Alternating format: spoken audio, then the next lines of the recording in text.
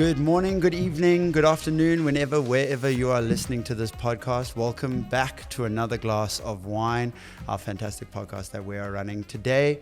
We are joined by Heidi Duminy of Cape Wine Academy, Cape Wine Master, very successful individual in the education sphere for us. Thank you so much for joining us, Heidi. It's such a pleasure to be here. Thank you for the invitation, Jeremy. No, we're very excited. I've been so excited this past couple of months leading up to this podcast. I'm very excited to chat about the education side of wine and where you see the future of our wine sphere and education going. Yes. So, yeah. Tell us a little bit about your kind of growth in the wine industry, where you started, where you're going. Well, they say that the way to your heart is through your stomach, and I started in food. When I finished school, I wanted to be the best chef in the world. So I went to hotel school. I saw myself in the kitchens. I was going to conquer the world through the kitchen.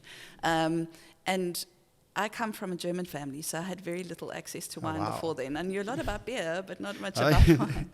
And it was through my 7 years as a chef in the kitchens that just developed and really grew my love of wine. And I also started with the Cape Wine Academy, first at hotel school, and then later I did diploma through them, and really fell into the wine industry by complete chance.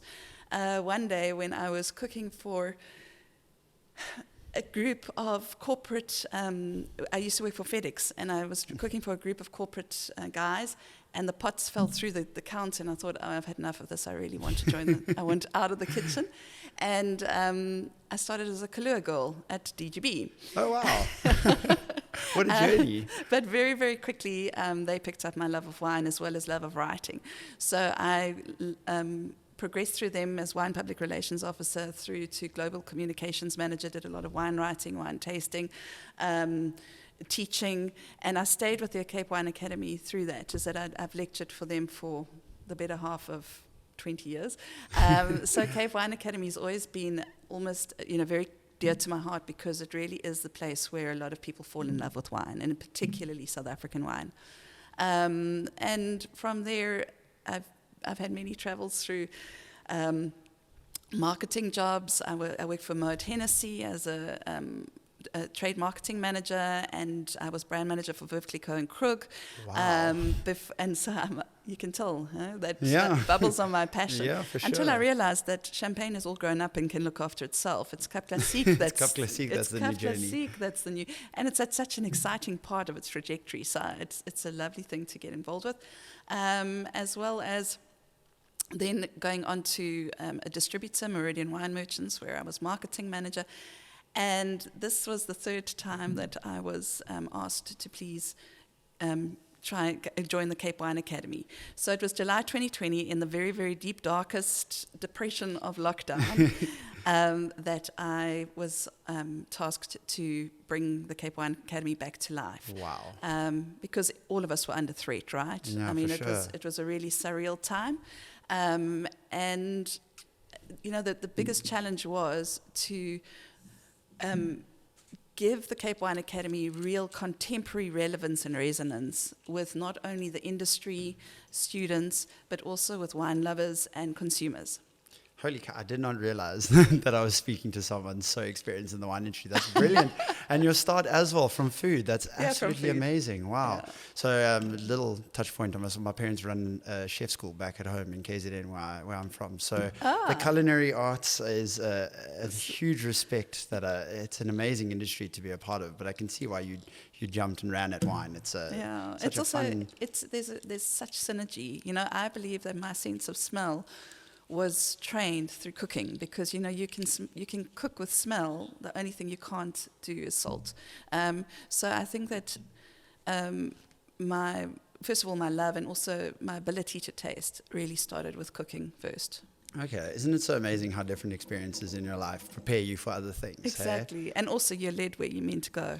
That's so true. That is so true.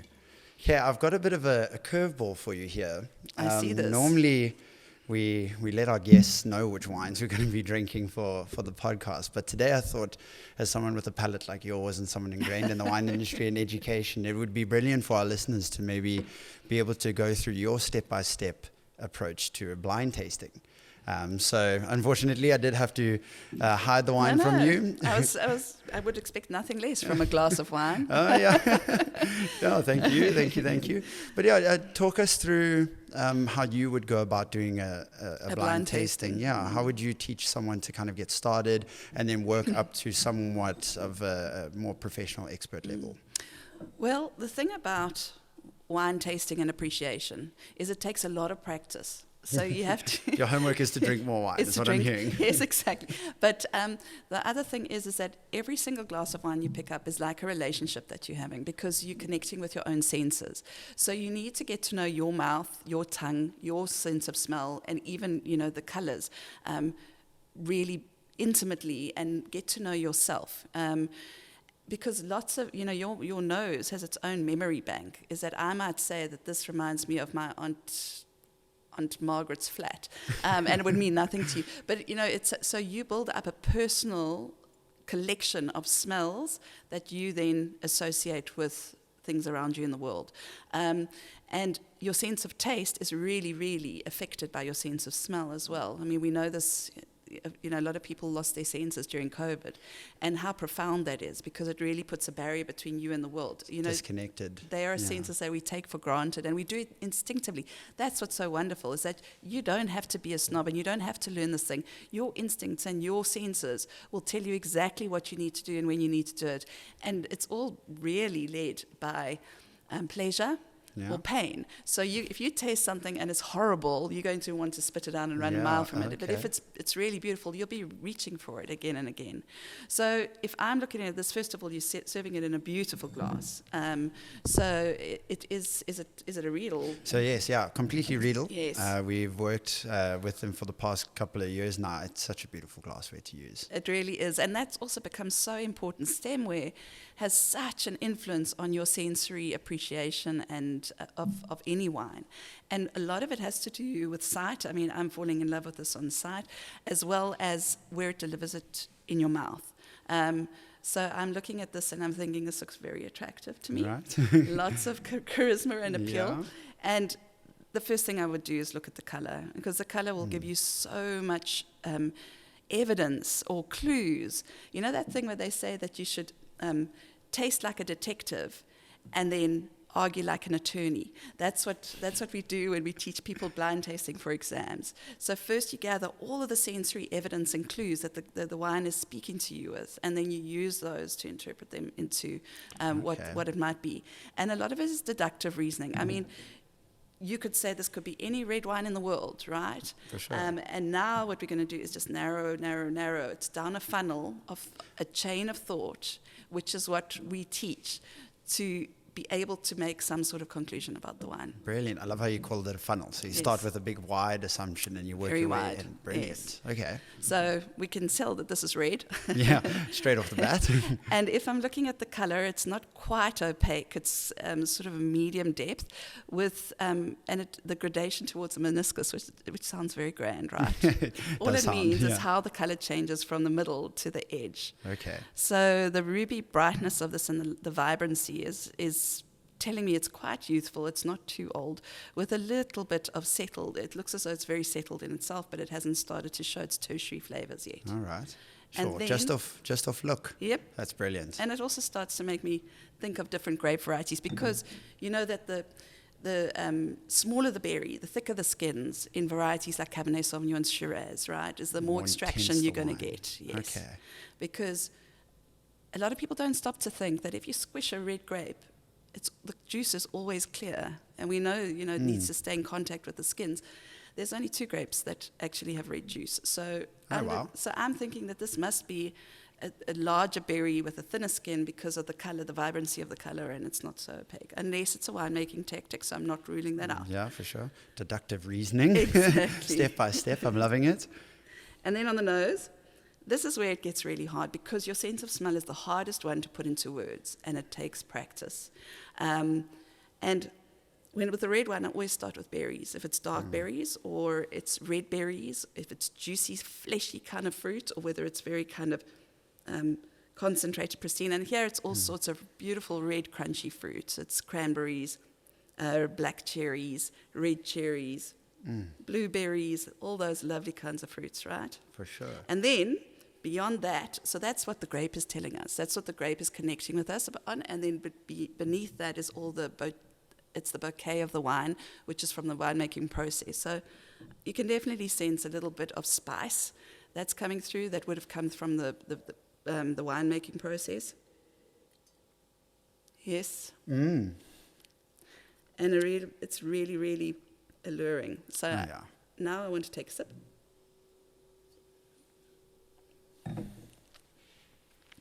You can do the wine slurp if you need to.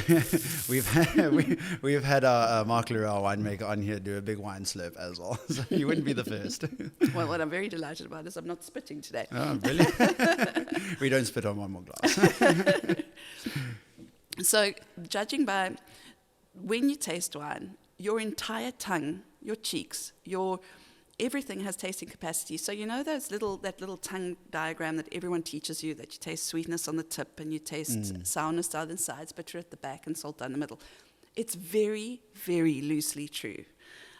Your entire tongue can sense sweet, sour, salty, bitter, and umami. So it's really important that you let the wine taste, touch every single area of your mouth.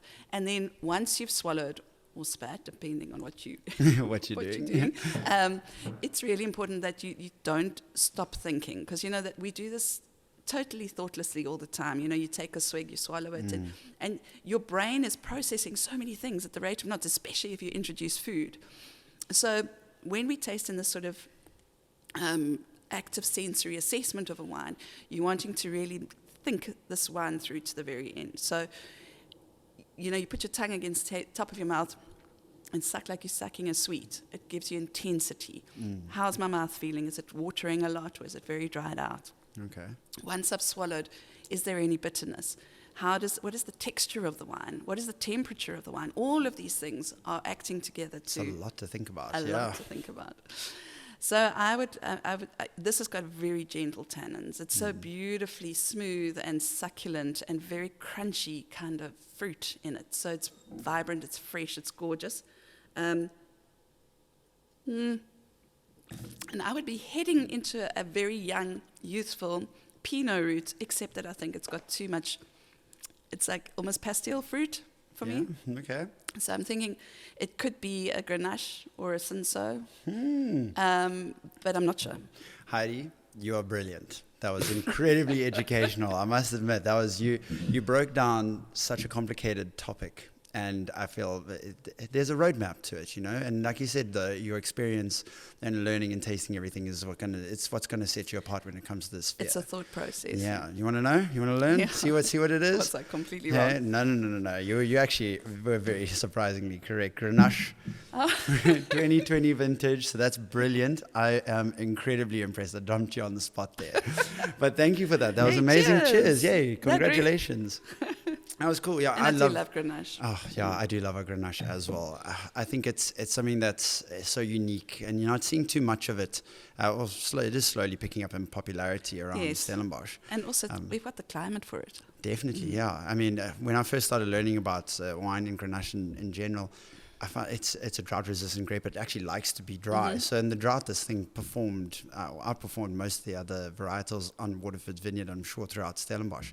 So I think all in all, you're going to see a lot more Grenache coming out of most vineyards just from its ease. And what I really like about it is that the woodwork in here, the oaking regime is really, it just sets a little etching, or it's like a frame around this picture, because Grenache could very easily, all of that freshness and liveliness can be overwhelmed by oak. So kudos to Mark. Spot on. Yeah. I don't know if you've actually read about our Grenache in the past or anything. We're actually implementing a little bit of porcelain jars to mature it as well. So along with that framing that you're talking about, we're still trying to keep a little bit of a reductive kind of characteristic, which is a little bit more primary fruit, like you were mentioning with the berries and everything. So spot on, Heidi. Is it carbonic as well? Hey, no carbonic. No, nothing like that. Joe, that's very technical stuff. We'll get there one day on one more glass of wine. But yeah. Thank you for opening it. It's very delicious. Brilliant. I'm so glad I get to share it with you. So back to you. Let's talk about the Cape Wine Academy and its goals. I mean, education is important in any sphere, but when it comes to South Africa and education, where do you see your guys' place now and where you guys want to go into the future? So your goals for Cape Wine Academy when it comes to education. So the Cape Wine Academy was born of the SFW wine plan. So in 1979, wine was definitely not part and parcel of a South African South African culture of socializing and entertaining, and so there was a real asserted drive to convert people to understanding wine and drinking wine and enjoying wine, and the Cape Wine Academy was born.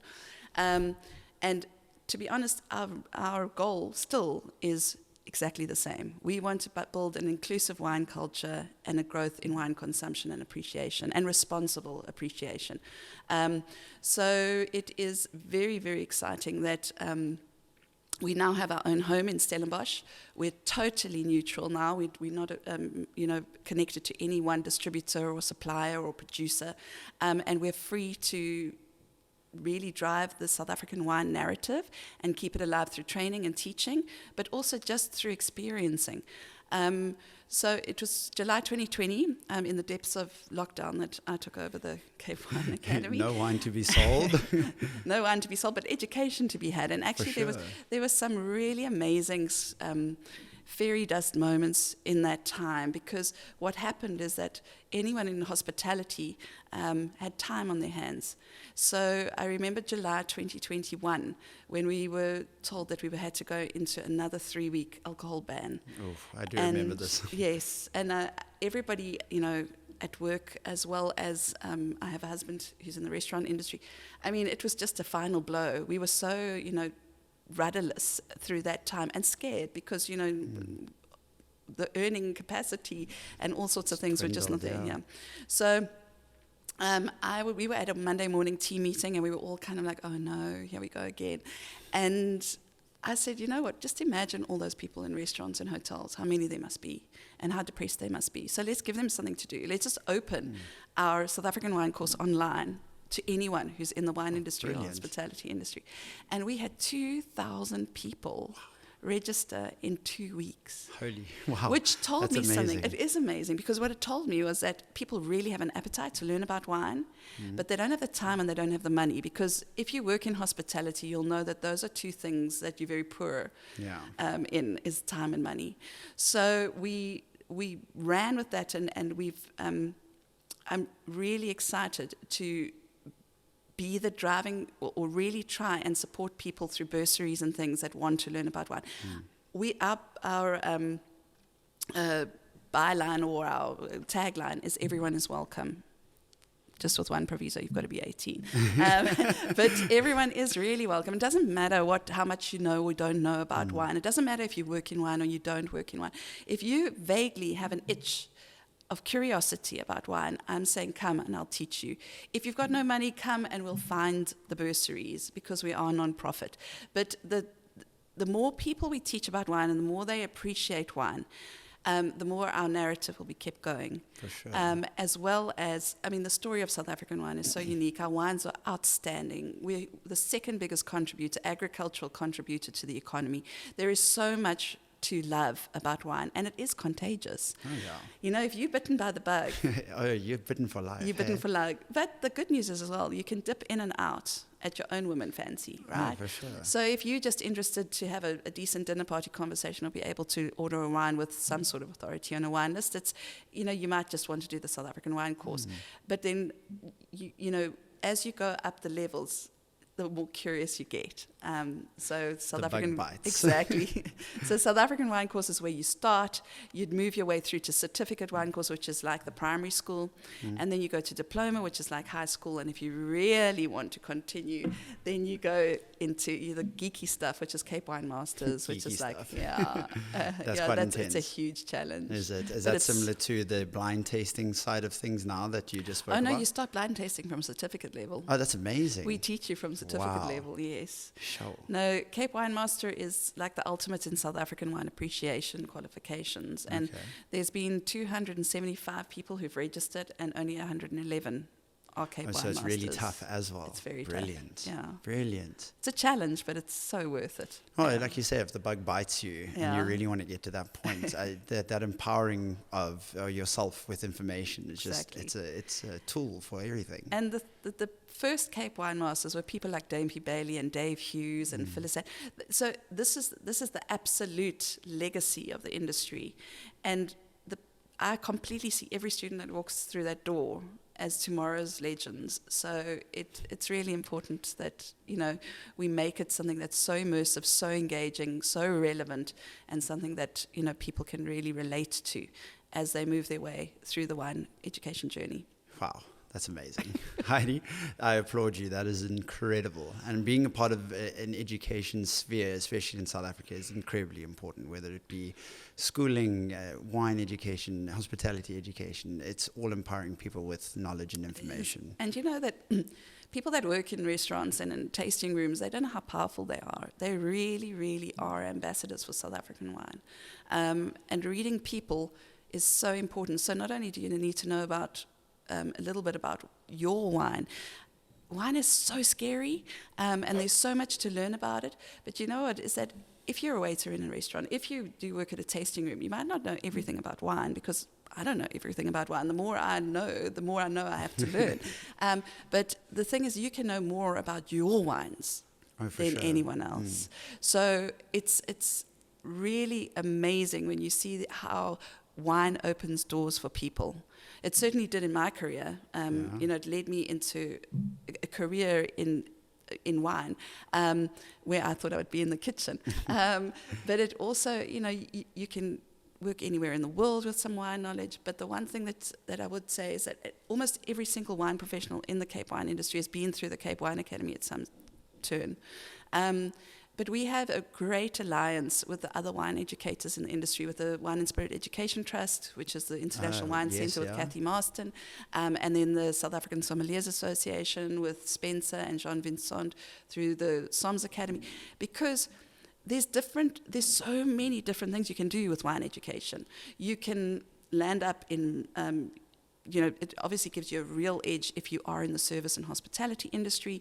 It gives you a great edge if you are in any sort of sales or marketing or operational capacity in the wine industry. But if you're working with South African wine in South Africa, or you're working with South African wine overseas, at some point you'll meet us, because we are the only ones that really teach South African wine in a global context. So WSET is the global standard of international wine education, and ASI, Court of Master Sommeliers, the South African Sommeliers program is the gold standard in service education. But where we really add value to anybody's knowledge base is through understanding our South African wine regions first and foremost, and in context with the rest of the world. Amazing. And I mean, I love how you're touching on tasting rooms and restaurants and everything, and with a big emphasis on tourism, especially here in the Cape, having empowered waiters obviously improves levels of service and everything like that for our international clientele that come and visit our country and enjoy the product so much. That's right. Yeah. So talking of now wine education, your guys' dip into the international sphere, how are you feeling the South African wines are standing up now to the international context and the international benchmarks? So it's a bit of a roundabout question, I guess. It is, and it's a loaded question because there's so many different facets. But can I tell you a story through Cup Classique? Right? Sure, yeah, go for it. Because Cup Classique is, as I say, it's your favorite as well. The bubbles. I honestly believe that Cup Classique started to become really successful when we stopped trying to be champagne. So brilliant. I don't think we should be benchmarking ourselves against the greatest wines in the world. We should be absolutely just chiseling out our own personality, our own expressions. And although champagne will always be the holy grail to which the North Star, to which you really aspire to, it really is just a guideline of what is possible. We'll never be champagne because we don't come from Champagne. it's the same as any other sparkling wine from around the world. It's never going to be Cap Classique because it's not grown in the Cape. It doesn't have our climate. It doesn't have our, our topography, our geography, our terroir. But the thing is that there is so much relative value and so much quality and so much life in the category. What we're doing is amazing. And I mean, it's only 50 years later. Imagine what we'll do 600 years later, because Champagne's had 600 years of practice, right? Oh, wow. And then the same sort of thing you can apply to every grape variety, to every style of wine, is that we need to make Chenin Blanc, that South African Chenin Blanc, that is really, calling card for us. Our Shirazes, our Cabs, we make such amazing wines because we've got the diversity of climate, we've got ancient viticultural soils, we've got everything at our disposal. And in fact, we are really experienced with dealing with heat. And in climate change, that's definitely going to give us the edge. For sure, for sure. So as one of the oldest wine regions in the world, but also one of the youngest, almost like most experimental and most... most improved in a very short space of time. I think that it's dangerous to benchmark against international cult wines, but it's always interesting. It's always interesting. You cannot help but. Yeah. Oh, yeah, for sure. I hear you. And the thing is, if you pour blind tasting in any wine category, you'll always find, if you're doing it with South Africans, they're always going to choose a South African one because they can taste home. Oh, that's true. Yeah, the terroir. I love the tasting note when people say it's got, that Fynbos herbaceousness. Fynbos, you only find it here. And it's something so South African and uniquely South African. Exactly. It's such an exciting train of thought to think that, we shouldn't be benchmarking. We should be proud of what we create here and stay on what we're doing. Because I agree. We make some phenomenal wines in our country. And completely look to all the other successful winemaking countries for guidance, for ideas, for mentoring, but just really have the confidence that we have everything it takes to make absolutely world-class wines. Oh, that's true. That is true. I mean, well, nod towards our Grenache sitting on the table here. Oh, very delicious, yes. Shameless product placement. Let's go back to talking about the different levels of qualification. Obviously, Cape Wine Master being the pinnacle. Is the focus only wine, or is there a bit of a spirits aspect to it? Yeah, there's spirits to it. There's spirits as well. Brandy is so important in the South African wine story. So brandy is at the heart of the spirits and distillation paper. But you do get examined on anything that's been distilled in one paper. So it's 4 theory exams, 4 tasting exams, a presentation and a dissertation. And it's self-study, and you get 5 years to complete it. Okay, wow. Yeah. Sure. So it's tough, and yes, is that is kind of, brandy is a hard yard. So your tastings are natural wines, which are red and white, sparkling wines, sweet and fortified wines, which is also tricky because tricky. Is that not a lot of people have a lot of exposure to that anymore. But it's also something we do really well. We make outstanding sweet and fortified wines in South Africa, and then brandy. Okay. Yeah. Brilliant. Okay, Heidi, I'm going to ask you to commit a cardinal sin here. And I have got something underneath the table that I thought, because you're here, we have to try. Yes. You have to try. Please don't do it down on the show unless you're feeling comfortable. No. I was going to say you can pour it into my glass because I did not remember to bring extra glasses out here today.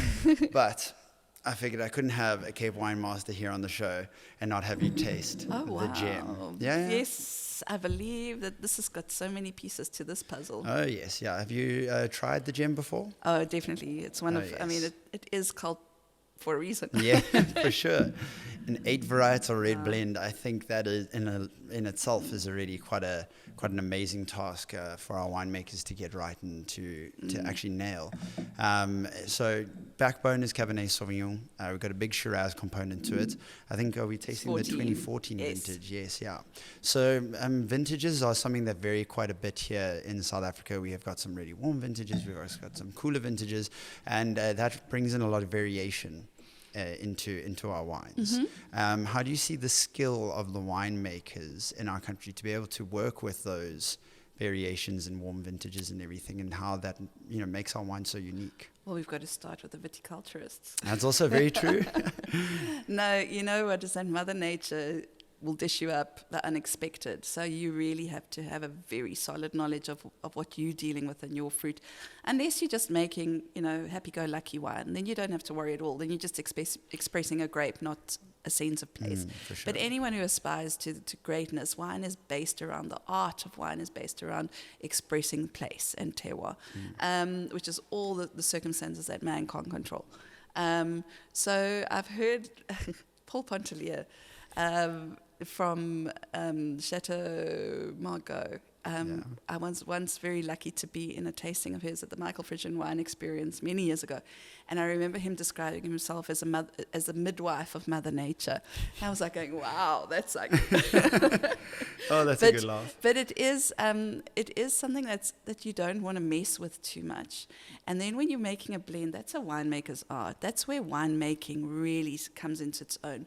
Not only do you have to really expressly understand the different components that your vineyards have given you, and to a certain extent, you've helped to nurture, because you will, employ the viticultural practices that you want to get the quality that you want, the expression that you want. But once you've got that, to put together a puzzle of 8 parts is hugely hard. It's a big trick. That's one thing I can be for sure. And not only that, you have huge expectations from the gem. I mean, gem is cult wine. You've got fanatics who know the gem, love the gem, and every single one, you're going to have to deliver.